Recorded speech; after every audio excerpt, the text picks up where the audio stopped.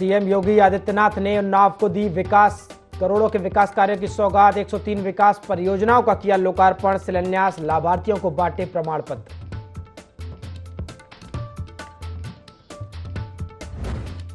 केंद्रीय रक्षा मंत्री राजनाथ सिंह का लखनऊ दौरा, पीएम सूरज पोर्टल करेंगे लॉन्च, आईजीपी में होगा कार्यक्रम।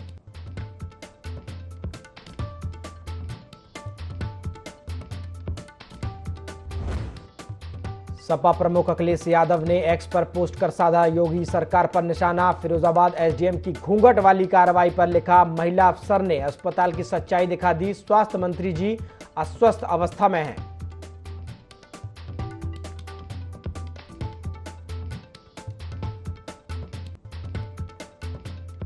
हमीरपुर में सभासदों ने किया नगरपालिका बोर्ड की बैठक का बहिष्कार। मनमानी तरीके से एजेंडा जारी करने पर बिफरे सभासद, विरोध के बाद बैठक हुई स्थगित।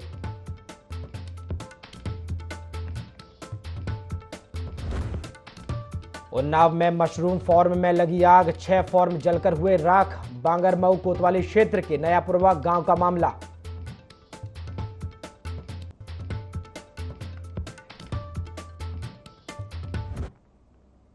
नमस्कार, IND 24 देख रहे हैं आप और मैं हूं आपके साथ प्रभात पांडे। बुलेटिन की शुरुआत खबरों के साथ करेंगे। मुख्यमंत्री योगी आदित्यनाथ उन्नाव पहुंचे। मुख्यमंत्री योगी आदित्यनाथ ने सबसे पहले आजादी के नायक शहीद गुलाब सिंह लोधी की प्रतिमा का अनावरण किया। मुख्यमंत्री योगी आदित्यनाथ ने उन्नाव को सौगात देते हुए कई विभागों की 241 करोड़ की परियोजनाओं का लोकार्पण और शिलान्यास किया। मुख्यमंत्री योगी आदित्यनाथ ने मंच से केंद्र और प्रदेश सरकार की उपलब्धियों को गिनवाया, तो वहीं मुख्यमंत्री योगी आदित्यनाथ ने विपक्षी दलों पर तंज भी कसा।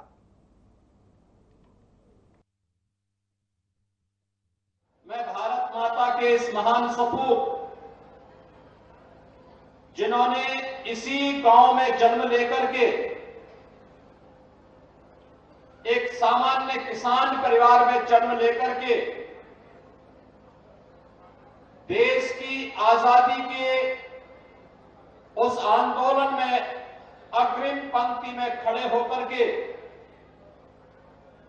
अपनी शहादत दी, ऐसे वीर गुलाब सिंह लोधी को की स्मृतियों को नमन करते हुए मैं प्रदेश शासन की ओर से उन्हें विनम्र श्रद्धांजलि अर्पित करता हूं।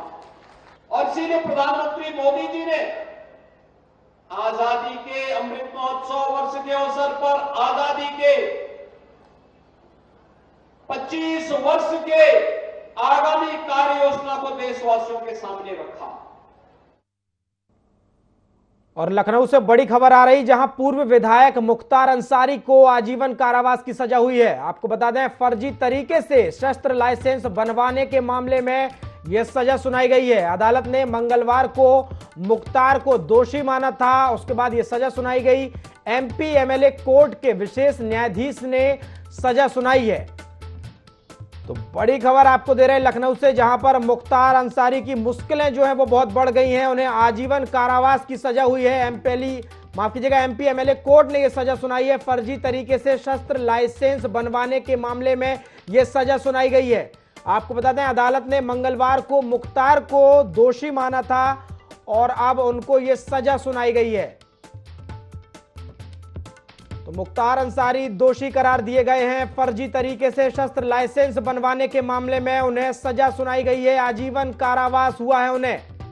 पूर्व विधायक मुख्तार अंसारी को आजीवन कारावास की सजा दी है MP MLA कोर्ट ने। और ज्यादा जानकारी लेंगे, हमारे सहयोगी अमित कुमार हमारे साथ जुड़ गए हैं। अमित, पूर्व विधायक मुख्तार अंसारी को आजीवन कारावास की सजा हुई है। MP MLA कोर्ट ने सजा सुनाई है, क्या कुछ अधिक जानकारी इस पर? दरअसल लगातार जिस तरह से ये सरकार अपराधियों पर शिकंजा कसती नजर आ रही है, तो वहीं अगर मुख्तार अंसारी की भी बात करें तो मुख्तार अंसारी अब तक 65 आपराधिक मुकदमे दर्ज हो चुके हैं, जिनमें कुछ 19 मामले जो है अभी भी कोर्ट में फिलहाल विचाराधीन है, जिसको लेकर के कई मामलों में इनको सजा भी हो सकी। जिसको देखते हुए जो CBCID ने मुकदमा दर्ज कराया था 10 जून 1987 को लेकर के, जहां उसमें यह बताया गया था कि दोनाली बंदूक के लाइसेंस के लेकर के गाजीपुर में जिला मजिस्ट्रेट को प्रार्थना पत्र दिया था और तत्कालीन DMSP के फर्जी हस्ताक्षर करके संपत्ति प्राप्त करके शस्त्र लाइसेंस ले दिया। तो इस तरह से फर्जीवाड़े को लेकर के जब ये उजाला हुआ तो उजागर होते ही सीबीसीआईडी ने 1990 में गाजीपुर के जो थाना है मोहम्मदाबाद, वहां में दर्ज कराया था। वहीं इस मामले में संज्ञान लेते हुए इनको इस तरह से दोषी करार दिया गया है और इन पर दोष पूरी तरह से सिद्ध हो गया है। अब देखना है कि सजा का जो प्रकरण है वो क्या रहेगा, कितनी सजा होती है। इस तरह से चाप चलता नजर आ रहा है हमारे प्रदेश की सरकार का। देखने वाली बात होगी कि जिस तरह से अपराधियों पर शिकंजा कसा जा रहा है, मुख्तार अंसारी पर शिकंजा कसा जा रहा है, तमाम अधिकारियों पर शिकंजा कसा जा रहा है, बाकी जो विचाराधीन मुकदमे हैं उनमें क्या निर्णय लेता है कोर्ट, ये देखने वाली बात होगी। जी अमित, आगे कौन से रास्ते खुले हुए हैं मुख्तार अंसारी के पास, क्योंकि आजीवन कारावास की सजा, बड़ी सजा हुई है उन्हें? लगातार कई ऐसे मामले, जैसा कि मैंने बताया कि अगर मुख्तार अंसारी की बात की जाए तो 65 से अधिक आपराधिक मुकदमे दर्ज हैं उन पर और 19 मामले कोर्ट में फिलहाल विचाराधीन है। लगातार इन पर कपनी कसी जा रही है, जो भी मामले हैं उन पर संज्ञान लिया जा रहा है और जैसे कि आजीवन कारावास भी हो चुका है, इस मामले में इनको सजा हो रही है। तो अब इस तरह से बचने की किसी तरह की कोई प्रक्रिया नहीं है। वहीं इनके जो वकील हैं तो ताकि उनका प्रयास है कि इनको बचाने का प्रयास किया जाए, लेकिन कहीं से कहीं तक राहत मुख्तार अंसारी को मिलती नजर नहीं आ रही है। जी शुक्रिया अमित तमाम जानकारी के लिए। तो मुख्तार अंसारी की मुश्किलें बढ़ गई हैं, आजीवन कारावास की उन्हें सजा हुई है। फिलहाल कोई भी राहत का जो रास्ता है वो नजर नहीं आ रहा है। फर्जी तरीके से शस्त्र लाइसेंस मामले में उन्हें ये सजा हुई है।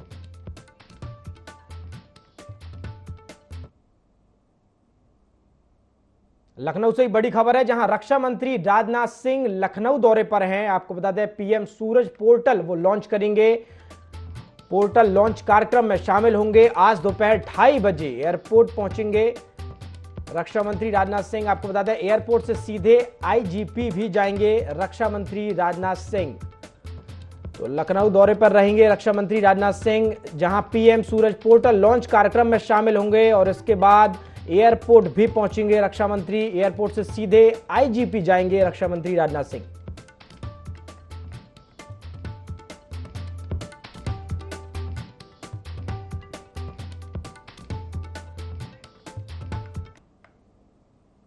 चलिए अगली खबर का रुख करते हैं। फिरोजाबाद की सदर एसडीएम ने घूंघट की आड़ में प्राथमिक स्वास्थ्य केंद्र दीदामई पहुंची, जहां घूंघट की आड़ में मरीज बनकर पर्चा बनवाया और डॉक्टर के पास पहुंची, जहां उन्हें डॉक्टर का व्यवहार सही नहीं मिला। इसके बाद उन्होंने प्राथमिक स्वास्थ्य केंद्र का निरीक्षण किया।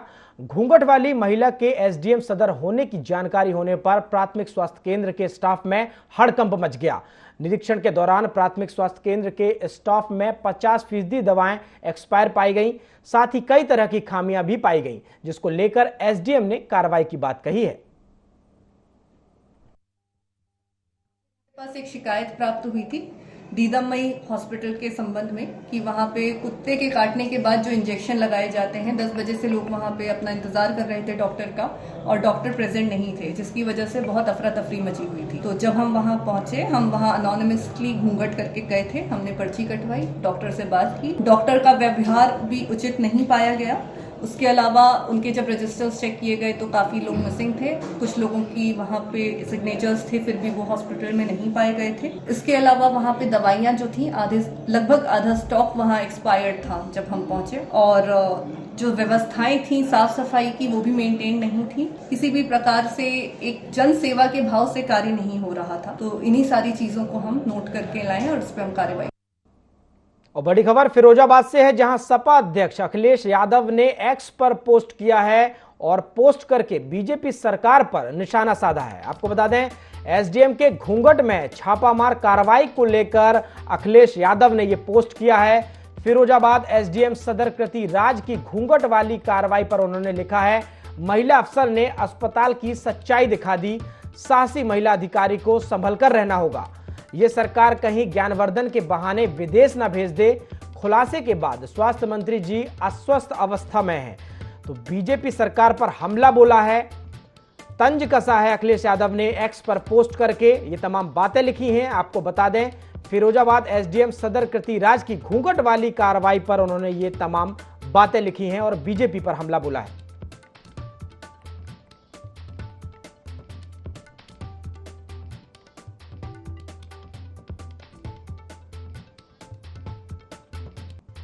तो एसडीएम के घूंघट में छापामार कार्रवाई को लेकर अखिलेश यादव ने पोस्ट किया है, बीजेपी सरकार पर हमला बोला है। उन्होंने लिखा है कि महिला अफसर ने अस्पताल की सच्चाई दिखा दी, साहसी महिला अधिकारी को संभल कर रहना होगा, ये सरकार कहीं ज्ञानवर्धन के बहाने विदेश न भेज दे।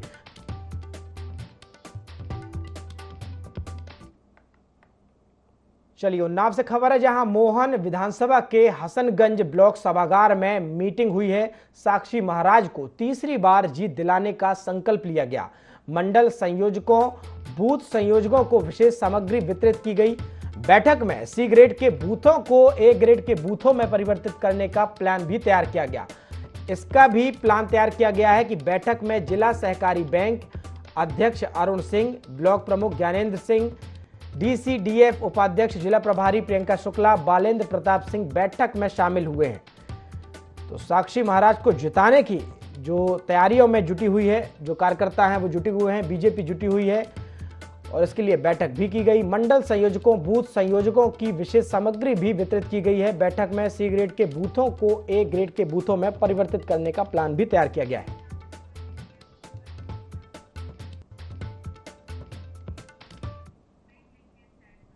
खबरों में आगे बढ़ते हैं। डुमरियागंज सांसद जगदम्बिका पाल ने विशाल रोड शो निकालकर चुनाव का आगाज किया। टिकट मिलने के बाद बस्ती पहुंचे सांसद जगदम्बिका पाल ने स्वागत में सैकड़ों लोग मौजूद रहे। बस्ती से सैकड़ों गाड़ियों के काफिले के साथ वे डुमरियागंज रवाना हुए। इस दौरान जगदम्बिका पाल ने कहा कि 24 के लोकसभा चुनाव का आगाज हो चुका है। अभी देश में भारतीय जनता पार्टी ही एक ऐसी पार्टी है जिसे 195 सीटों पर उम्मीदवारों के नाम की घोषणा कर दी है।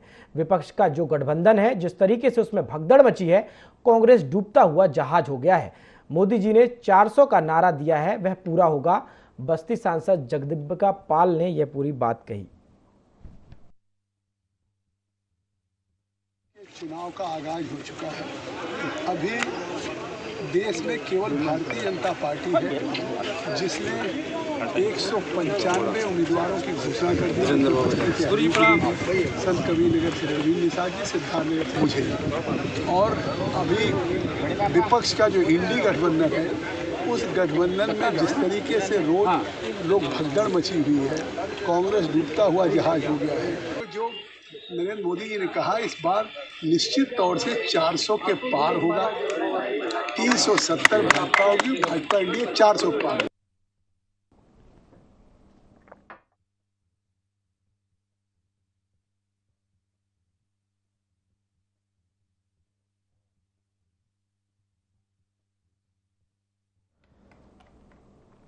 हमीरपुर से बड़ी खबर है, जहां सभासदों ने पालिका बोर्ड बैठक का बहिष्कार किया है। 25 सभासदों ने बैठक का यह बहिष्कार किया है और मोर्चा खोल दिया है। मनमानी तरीके से एजेंडा जारी करने पर सभासद बिफर गए हैं। नियमानुसार एक सप्ताह पूर्व एजेंडा जो है वो मिलना चाहिए था और इसके विरोध में वो बिफरे हुए नजर आए। सभासदों के विरोध के बाद बैठक जो है उसे स्थगित कर दिया गया है। हमीरपुर नगर पालिका बोर्ड का यह पूरा मामला है।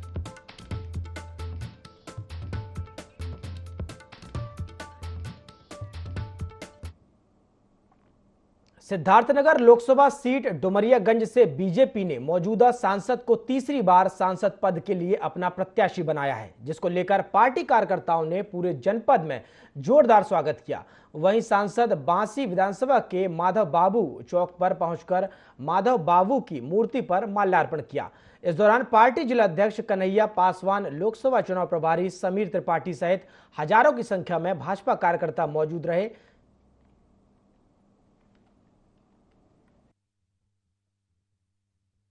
पार्टी के कार्यकर्ताओं में, सिद्धार्थनगर के नागरिकों में लगता है यह चुनाव का आगाज नहीं है, चुनाव हो चुका है। चुनाव का परिणाम कमल खिल चुका है। नरेंद्र मोदी जी 400 के पार हो चुके हैं। ऐसा उत्साह, ऐसा उमंग जैसे जीत के बाद होता है, वो आज अभी केवल नॉमिनेशन के पहले सीट डिक्लेयर करने पे जो 195 लोग पूरे पूर्वांचल उत्तर प्रदेश, जो मोदी जी ने कहा था कि 400 के पार होगा, योगी जी ने कहा था कि हम उत्तर प्रदेश में 80 सीटें जीतेंगे, और सिद्धार्थनगर के लोगों ने कहा इस बार भाजपा 4 लाख के पार होगी, तो 4 लाख वोटों से। बहराइच से बड़ी खबर है, जहां भाई ने भाई की निर्मम हत्या की है। पारिवारिक विवाद में यह हत्या की गई है। पुलिस ने शव को पोस्टमार्टम के लिए भेज दिया है। कोतवाली देहात इलाके के टीको रामोड़ की ये पूरी घटना है। तो भाई ने पारिवारिक विवाद में भाई की हत्या की है। आपको बता दें, पुलिस कार्रवाई में जुटी हुई है। पुलिस ने शव को पोस्टमार्टम के लिए भेजा है। कोतवाली देहात इलाके का ये पूरा मामला है। टिकोरा मोड़ की ये घटना बताई जा रही है।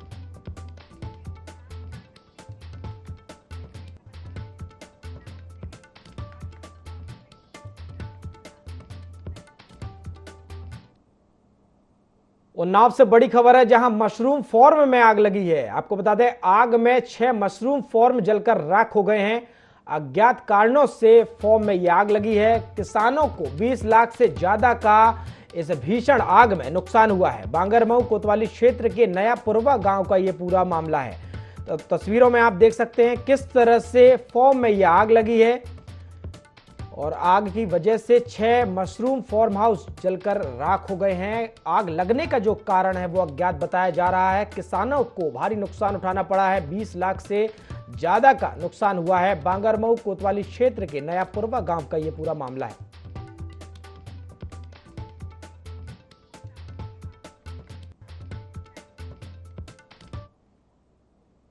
और कौशाम्बी से बड़ी खबर है, जहां मां बेटी को इंसाफ मिला है। हत्यारे पिता और प्रेमिका को सजा मिली है। आपको बता दें, हत्यारों को आजीवन कारावास की सजा हुई है। हैवान पति अजय साहू प्रेमिका कविता को सजा सुनाई है। अजय ने प्रेमिका के साथ मिलकर पत्नी और बेटी की हत्या की थी। परिजनों ने जज और पुलिस का आभार जताया है। इसके लिए एडीजे एफटीसी 2 की कोर्ट ने यह सजा सुनाई है। सैनी थाना क्षेत्र की यह पूरी घटना है। तो हैवान पति को सजा मिली है, प्रेमिका को सजा मिली है।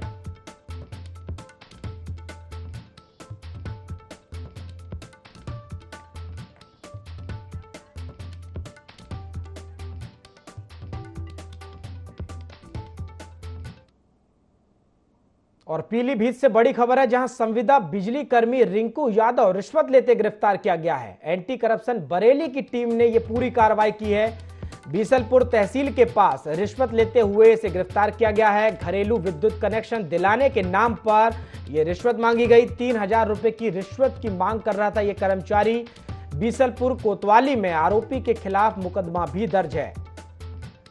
तो बिजली कर्मचारी को रिश्वत लेते गिरफ्तार किया गया है। 3000 रुपए की रिश्वत मांगी गई। घर के विद्युत कनेक्शन के नाम पर यह रिश्वत मांगी गई है और पुलिस ने इसे गिरफ्तार कर लिया है।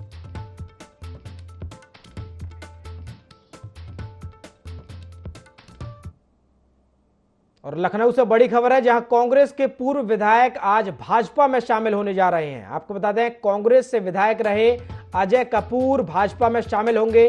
राष्ट्रीय सचिव और बिहार के सह प्रभारी अजय कपूर ने ट्विटर बायो से कांग्रेस हटा दिया है। तो बड़ी खबर लखनऊ से आपको दे रहे हैं, जहां कांग्रेस के पूर्व विधायक आज भाजपा में शामिल होने जा रहे हैं। सामने लोकसभा चुनाव है और जो दल बदल की राजनीति है वो लगातार तेज है। कांग्रेस से विधायक रहे अजय कपूर भाजपा में शामिल होंगे। और इसी के साथ बुलेटिन में फिलहाल इतना ही। देश और दुनिया की तमाम खबरों के लिए आप देखते रहिए IND 24। नमस्कार।